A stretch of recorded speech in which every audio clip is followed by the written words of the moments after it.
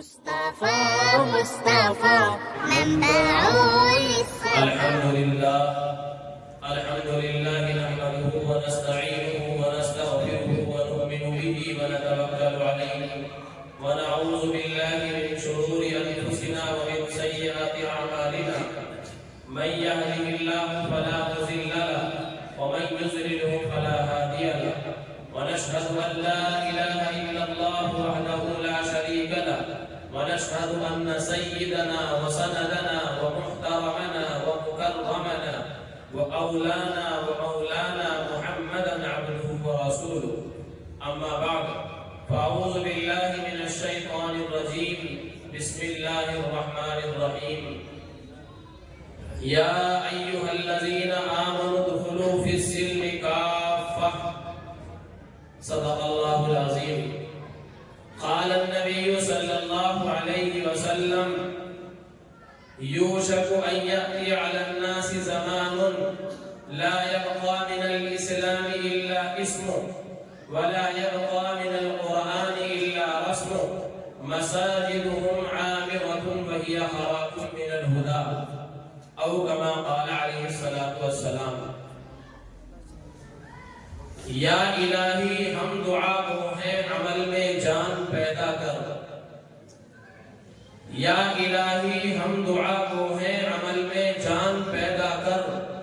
جو تیرے در پہ ہو مقبول وہ ایمان پیدا کر. یہ چھپر جھونپڑی فاقہ کشی منظور ہے ہم کو. یہ چھپر جھونپڑی فاقہ کشی منظور ہے ہم کو مگر نسلوں میں ہماری حافظ قرآن پیدا کر.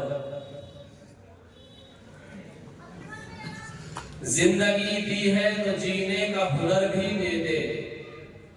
زندگی دی ہے تو جینے کا ہنر بھی دے دے. پاؤں بخشے ہیں تو توفیق سفر بھی دے دے. گفتگو تو نے سکھائی ہے کہ میں گونگا تھا. گفتگو تو نے سکھائی ہے کہ میں گونگا تھا. اب میں بولوں گا تو باتوں میں اثر بھی دے دے. اسٹیج پر تشریف رکھنے والے علماء کرام اور آج کے ہمارے اس پروقار اور پرنور جلسے کے نگراں جناب ماسٹر عبدالستار صاحب،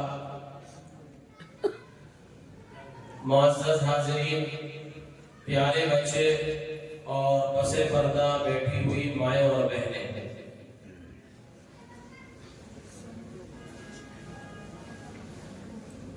آج ہمارے درمیان ولی کامل بزرگ ہستی جناب حضرت مولانا انعام اللہ صاحب قاسمی المہد الاسلامی مانک مئو سہارنپور سے تشریف لائے ہوئے ہیں.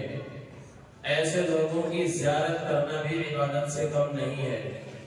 حضرت والا کا خطاب ہوگا اور انہی کی مستجاب دعاؤں پر اس جلسے کا اختتام ہوگا. تو زیادہ ٹائم لمبا نہیں لیا جائے گا، پروگرام مختصر ہے.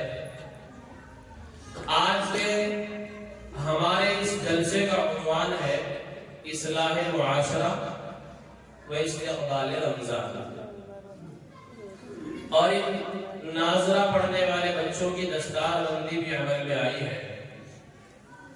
آدھے گھنٹے کے اندر تفصیلی بات تو نہیں کی جا سکتی، البتہ اشارہ کرتے ہوئے کچھ ضروری باتوں کی طرف میں انشاءاللہ اپنے وقت میں بات کو ختم کرنے کی کوشش کروں گا. امید کامل ہے آپ سبھی حضرات عمل کی نیت سے سنیں گے اور یہاں سے اپنے دلوں کے اندر یہ جذبہ لے کر اٹھیں گے کہ ہم انشاءاللہ اپنی زندگی کو آج سے صحیح روپ پر ڈھالنے کی فکر پیدا کریں گے. ہم سب لوگ یہاں بیٹھنے والے، مجلس میں شرکت کرنے والے انتہائی سعادت مند ہیں. اس آزاد کالونی کے اندر میں آپ چند نوجوانوں سے یہ پوچھنا چاہتا ہوں کیا اتنے ہی لوگ رہتے ہیں جتنے ہمارے اس مجمع کے اندر شریک ہیں؟ اس میں بچے زیادہ ہیں، عورتیں زیادہ ہیں اور مرد حضرات کم ہے، لیکن بہرحال آپ حضرات کو اللہ تعالیٰ نے دین کی باتیں سننے کے لیے یہاں جمع کیا ہے، اس پر اللہ کا شکر ادا کریں۔ جتنی راتیں، جتنے اوقات، جتنے ایام، جتنے مہینے، جتنے سال اب تک ہم نے اپنی زندگی سے ختم کر دیے، ہم غور کریں کہ کتنے لمحات ان میں ایسے ہیں جو ہم نے خدا کے دین کے لیے، اللہ اور اس کے رسول کی باتیں سننے کے لیے، خدا تعالیٰ کو منانے کے لیے گزارے ہیں۔ یہاں آپ حضرات کا بیٹھنا، جب تک آپ اللہ اور اس کے رسول کی باتیں سنتے رہیں گے، آپ کو عبادت کا ثواب ملتا رہے گا۔ کچھ بیچارے ایسے بھی ہیں، نیند آ رہی ہے، تھکے ہوئے ہیں، معذور ہیں، لیکن وہ اس لیے بیٹھے ہیں کہ شاید کوئی بات ہمارے کان میں پڑ جائے، اللہ اور اس کے رسول کی کوئی حدیث ہمیں سنا دی جائے اور ہماری زندگی کے رخ بدلنے کا ذریعہ بن جائے۔ دین کی بات کو محتاج بن کر کے سننا، پھر دین کی بات کا فائدہ ہوتا ہے۔ کہنے والا بھی محتاج ہوتا ہے اور سننے والے بھی محتاج ہوتے ہیں۔ ہم سب لوگ دین کے محتاج ہیں۔ خدا تعالیٰ سے دعا گو کہ اللہ تعالیٰ میری زبان پر صحیح اور سچی بات کہنے کی اور ہم سب کو اس پر عمل کی توفیق بخشے۔ سب سے پہلے تو اگر میں اصلاح معاشرہ کا ٹاپک شروع کروں تو اس کے لیے تو ایک رات بھی ناکافی ہے۔ اصلاح معاشرہ کسے کہتے ہیں آپ جانتے ہیں؟ سماج میں پھیلی ہوئی برائیوں کا سد باب کرنا، اس کا حل تلاش کرنا، اس کی اصلاح کرنا۔ اب آج کے ٹائم میں جس صدی میں، جس سن میں میں اور آپ زندگی گزار رہے ہیں، سانس لے رہے ہیں، 2025 کا دور ہے، 1440 کا دور ہے، اس صدی میں کون سی ایسی بات ہے کہ جو قابل اصلاح نہیں ہے؟ کون سی ایسی برائی ہے جو معاشرے کے اندر جنم نہیں لے چکی ہے؟ کون سا ایسا گناہ ہے جو مسلمان آج کے دور میں نہیں کر رہا ہے؟ ابھی پرسوں کے پروگرام میں میرا سہارنپور سڑک دودلی ایک گاؤں ہے، وہاں جانا ہوا تو وہاں بیٹھنے سے پہلے ناظم مدرسہ نے مجھے کہا کہ حضرت آپ جو بات کریں گے کرنا، لیکن دو برائی بہت زیادہ تیزی کے ساتھ، رفتار کے ساتھ معاشرے کے اندر پھیلتی جا رہی ہیں، ان کے تعلق سے آپ ضرور بات کرنا۔ میں نے کیا؟ تو انہوں نے کہا کہ ایک تو مسلم معاشرے کے اندر، ہماری نئی نسلوں کے اندر نشے کا رواج عام ہو چلا ہے، اور دوسرے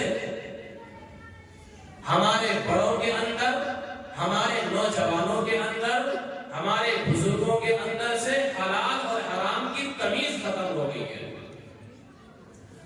سود کا کاروبار کرنا ہم گناہ ہی نہیں سمجھ رہے ہیں کہ ان دو ٹاپک پہ آپ ضرور بات کرنا۔ میں نے کہا بہت اچھا، میں تو یہ سمجھ رہا تھا کہ شاید یہ اس طرح کے گناہ، نشہ جیسا مہلک بیماری یہ شہروں کے اندر ہی ہے، لیکن گاؤں بھی اس کی چپیٹ میں ہے، بستیاں بھی اس کی چپیٹ میں ہیں، چھوٹے چھوٹے محلے بھی اس کی چپیٹ میں ہیں۔ ملت اسلامیہ کے درخشندہ ستاروں، میری تقریر لمبی نہیں ہوگی، میں ایک علمی آدمی نہیں ہوں، میں تو ٹو دا پوائنٹ معاشرے کو دیکھ کر، حالات کو دیکھ کر وقت کے تقاضے کو پرکھتے ہوئے اور زخم پر مرہم